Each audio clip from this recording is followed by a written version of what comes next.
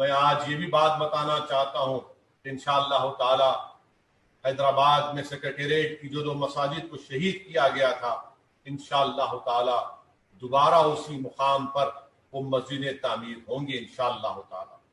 سی block میں مسجد تھی، D block میں مسجد تھی، اسی مقام پر انشاءاللہ تعالی مسجدیں تعمیر ہوں گی۔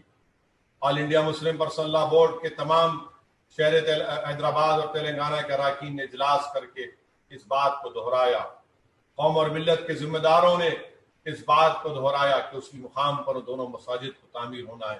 انشاءاللہ تعالی وہ دونوں مساجد اسی مقام پر تعمیر ہوں۔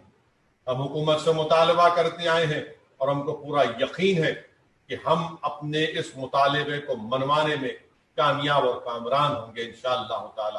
ہاں، مخالفین سے میں یہ بھی کہوں گا کہ تم اپنے مقصد میں کامیاب نہیں ہوگے، تمہاری نیتوں میں اخلاص نہیں ہے، تمہاری نیتوں میں صرف نفرت ہے، حسد ہے، اور حسد کی بنیاد پر تم کبھی کامیاب نہیں ہو سکتے۔